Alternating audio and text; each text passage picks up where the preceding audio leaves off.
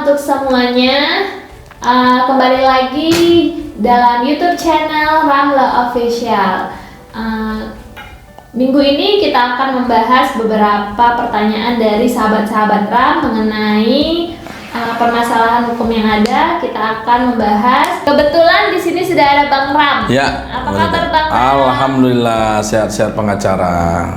Bang Ram ini singkatan dari Bang Robi Anugrah Ya. Marpaung. Oke. Alhamdulillah sehat ya Bang? Alhamdulillah sehat. Untuk teman-teman Ramla Official, terima kasih masih setia untuk menonton YouTube channel ini. Dan untuk teman-teman yang baru, kita masih tunggu dan masih terus minta untuk teman-teman dukung channel ini dengan cara like, komen, dan subscribe. Ya. Ditunggu ya.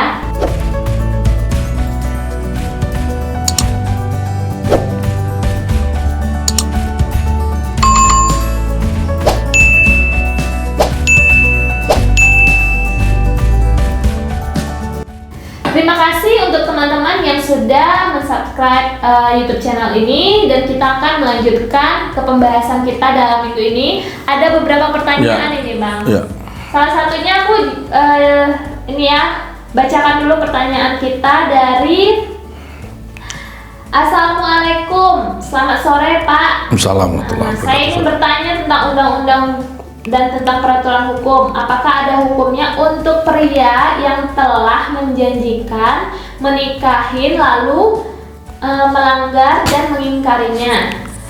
Maaf, ini si calon ini sudah melakukan perbuatan suami istri. Iya. Karena si cewek telah dilamar dan dijanjikan dan diiming-imingkan untuk dinikahin. Bagaimana ya Pak, Bu,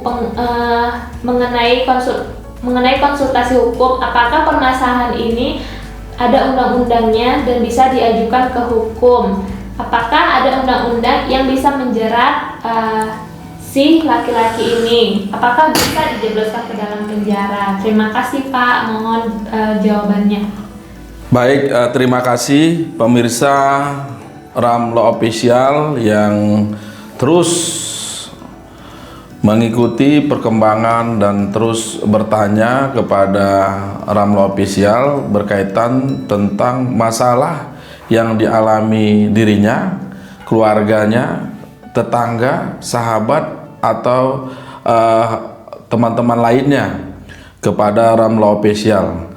Terkait dengan pertanyaan tadi, pertama-tama kami tetap menghimbau bagaimana kedua pasangan ini dapat menyelesaikan masalahnya dengan baik, yaitu dengan cara musyawarah.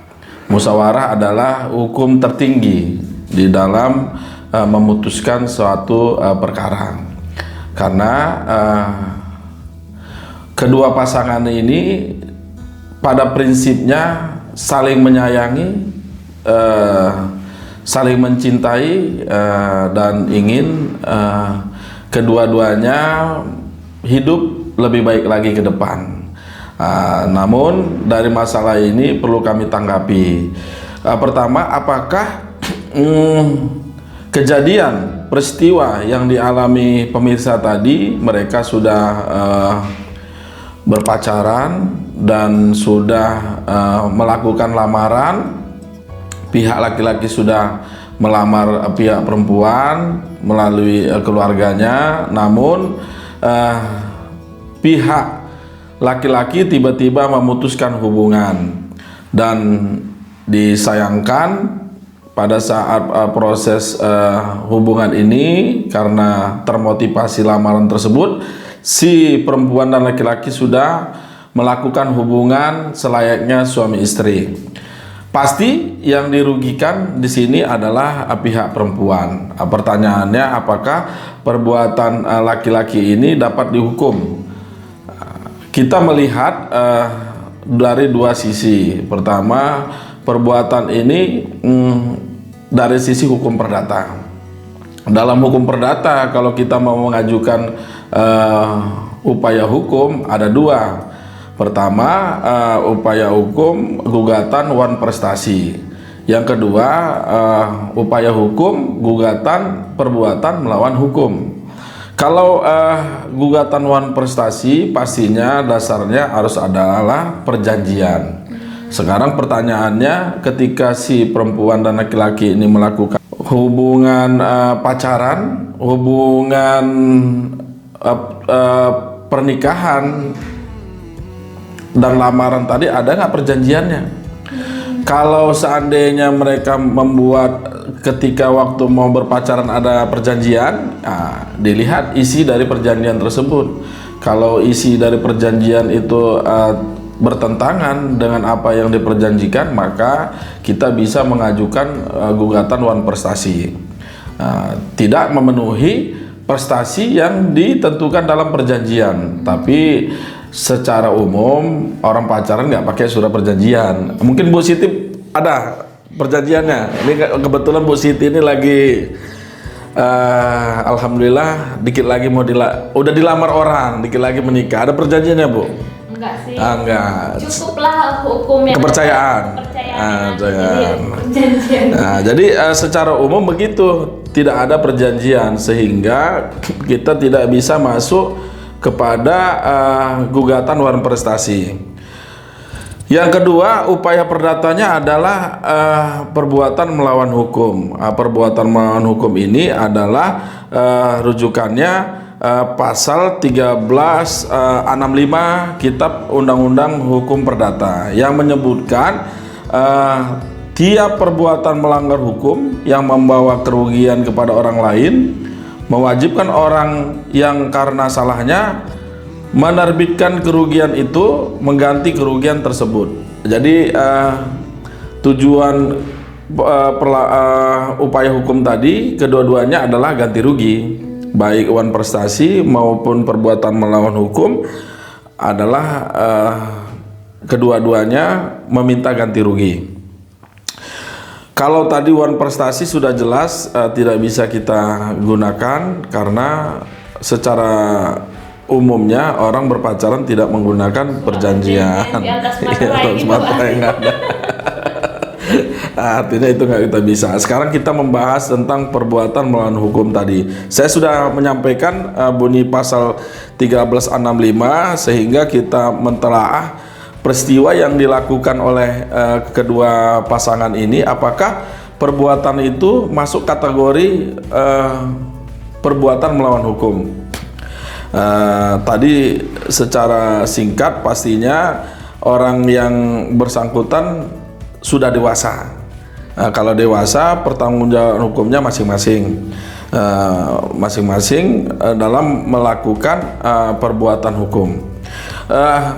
Apakah yang dijanjikannya itu bisa masuk kategori perbuatan melawan hukum? Memang secara hukumnya itu tidak diatur.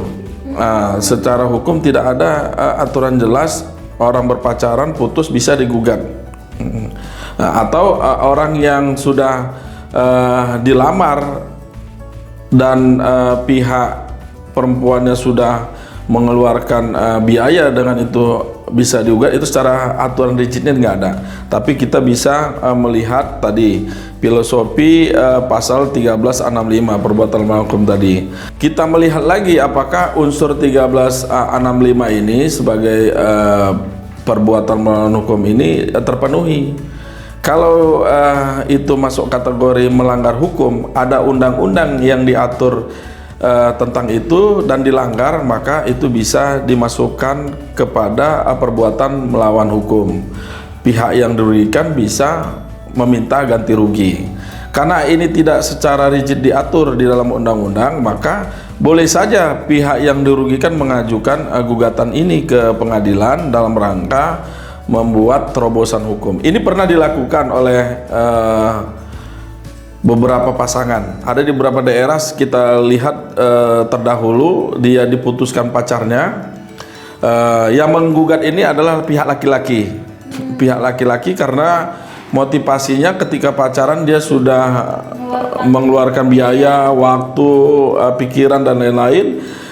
Tiba-tiba secara sepihak diputuskan oleh pihak perempuan. Pihak laki-laki mengajukan gugatan ke pengadilan. Namun putusan akhirnya pihak laki-laki, gugatan pihak laki-laki ini ditolak oleh pengadilan karena alasannya kedua belah pihak ini saling menyetujui, saling bersepakat, sehingga ini tidak bisa dikategorikan sebagai perbuatan melawan hukum. Tapi kasus yang pemirsa tadi ini berbeda. Berbedanya di mana ada janji, ada iming-iming, ada perbuatan yang mengakibatkan si perempuan ini memberikan kehormatannya. Dia menjanjikan untuk menikah, akan tetapi setelah dilakukan lamaran, si pihak laki-laki meninggalkan pihak perempuan. Ini kan secara etisnya normal, aturan kemasyarakatan ini kan nggak etis. Dia sudah melanggar aturan terdasar dalam masyarakat. Oleh karena itu saya merekomendasikan kalau memang pihak perempuan ingin mengupayakan gugatan ganti rugi atas itu ke pengadilan, saya rekomendasikan dalam rangka melakukan terobosan hukum sehingga nanti di kemudian hari menjadi rujukan masyarakat. Mudah-mudahan jangan banyak, tapi ini banyak terjadi di lingkungan masyarakat sehingga ini bisa dijadikan jurisprudensi. Baik pemirsa, itulah tadi kalau kita melihat dari sisi hukum perdatanya. Hukum perdata tadi dua, pertama wan prestasi, yang kedua adalah perbuatan melawan hukum. Sekarang kita melihat dari sisi hukum pidana. Apakah perbuatan tadi ada diatur di dalam hukum pidana? Kalau kita masuk ke perzinahannya, ini tidak bisa kita tarik karena pertama pihak pasangan ini statusnya masing-masing belum menikah. Yang kedua sudah dewasa. Perbuatannya dilakukan dalam keadaan sadar dan suka sama suka. Yang kedua, ada nggak pasal-pasal lain yang diatur di dalam hukum pidana berkaitan tentang peristiwa yang dialami pemirsa tadi? Secara rigid dan khusus itu tidak diatur. Tidak ada satupun pasal yang mengatur tentang pemidanaan terhadap laki-laki yang sudah berjanji menikahi seorang perempuan dan perempuan sudah memberikan kehormatannya, sudah melakukan perbuatan suami istri. Di dalam hukum pidana tidak diatur, tapi kita bisa menarik pasal lain seperti pasal penipuan. Apakah perbuatan itu bisa masuk kategori unsur penipuan? Sebelum kita lebih lanjut, saya akan bacakan pasal 378 KUHP yang berbunyi, barang siapa dengan maksud hendak menguntungkan diri sendiri atau orang lain dengan melawan hak, baik dengan memakai nama palsu atau keadaan palsu, baik dengan akal dan tipu muslihat maupun dengan karangan perkataan bohong, membujuk orang supaya memberikan suatu barang, membuat utang atau menghapuskan piutang, dihukum karena penipuan dengan hukuman penjara selama 4 tahun. Kalau kita lihat dari pasal ini, pertama unsurnya barang siapa. Barang siapa ini dianalogikan sebagai orang pelaku. Pelaku yang melakukan peristiwa perbuatan pidana. Kalau dari pemirsa tadi, pastinya yang hendak kita laporkan adalah pihak laki-laki yang telah mengambil kehormatan si perempuan. Unsur pertama terpenuhi. Yang kedua, unsur kedua adalah dengan menguntungkan diri sendiri atau orang lain melawan hak, baik dengan memakai nama palsu atau keadaan palsu, baik dengan akal tipu muslihat maupun dengan karangan perkataan bohong. Dari unsur ini kita bisa menarik bahwa apa yang dilakukan pihak laki-laki tadi, dia sudah menjanjikan menjanjikan si perempuan untuk dinikahi, akan tetapi dia tidak melakukan itu, malah dengan perkataan dia si perempuan telah memberikan kehormatannya.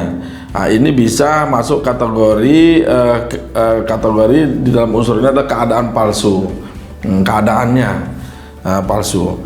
Yang berikutnya dengan membujuk orang supaya memberikan suatu barang, unsurnya adalah barang, membujuk memberikan barang. Apakah kehormatan si wanita ini bisa dikategorikan sebagai barang? Hal ini sudah banyak jurisprudensinya. Suatu hak yang tidak berwujud, tapi ini adalah kepemilikan orang, itu bisa dikategorikan sebagai barang. Misalnya aliran listrik. Dahulu aliran listrik ini diperdebatkan, apakah aliran listrik bisa dikategorikan sebagai barang. Ternyata dalam putusan pengadilan yang berkaitan tentang pencurian aliran listrik ini terpenuhi unsur kategori barang. Bisa juga tadi peristiwa tadi kehormatan perempuan, menurut saya ini masuk kepada unsur barang. Oleh karena itu unsur ini sudah terpenuhi dengan bujuk rayu tadi. Si laki-laki menjanjikan akan menikahi, malah sudah melamar. Pada saat proses lamaran si perempuan memberikan kehormatannya, akan tetapi ketika sudah diberikan dia tidak menikahi. Nah, inilah masuk kategori bujuk rayu dengan keadaan palsu tadi. Nah, menurut saya kalau mau diuji, mau dicoba sebagai terobosan lagi, ini kembali lagi kepada pemirsa, sebagai terobosan hukum supaya nanti di kemudian hari menjadikan peristiwa ini jurisprudensi yang akan diikuti oleh pihak-pihak lain. Ini boleh ditarik, dicoba, dilaporkan dengan pasal 378. Hanya ini yang bisa kita rekomendasikan dari dua upaya hukum, baik perdata maupun pidana. Kalau perdatanya tadi kita lakukan gugatan pengadilan dengan dasar perbuatan melawan hukum. Yang kedua, dari sisi pidananya kita menarik pasal 378 KUHP, yaitu penipuan dengan peristiwa yang dialami pemirsa tadi. Kira-kira itu yang bisa kita tanggapi. Oke, terima kasih pemirsa yang sudah bertanya dan tadi sudah dijelaskan oleh Bang Ram ya. Dan sebenarnya kasus ini sudah sering terjadi.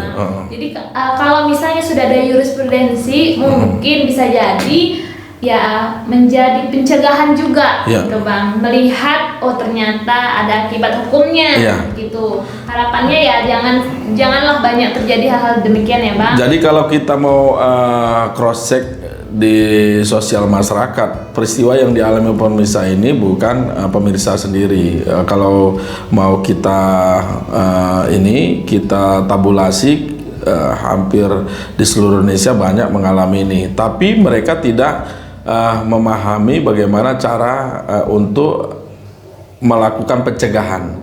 Kenapa? Memang masing-masing pasangan yang menginginkan itu. Salah satu yang terbaik ya menghindari perbuatan-perbuatan seperti itu dengan cara secepatnya menikah, melegalkan hubungan sehingga yang dilakukan itu menjadi halal dan legal. Itulah kira-kira. Oke, terima kasih untuk sahabat Ram yang sudah bertanya. Semoga tadi membantu. Kalau misalnya kurang jelas atau detail bisa menghubungi langsung ya Bang oleh Bang Ram. Terima kasih. Dan untuk teman-teman yang lain yang mau berkonsultasi, boleh banget melalui WhatsApp kita, melalui Instagram, dan juga boleh di kolom komentar. Boleh dituliskan apa yang mau ditanyakan, nanti insya Allah akan kita bahas di minggu-minggu selanjutnya. Ya, untuk sahabat Ram, terima kasih yang sudah menonton. Dan sekali lagi untuk teman-teman yang belum mensubscribe channel ini, segera subscribe channel ini dan juga di like, komen, dan share. Terima kasih dan sampai ketemu di YouTube channel selanjutnya. Salam Cakrawala Hukum.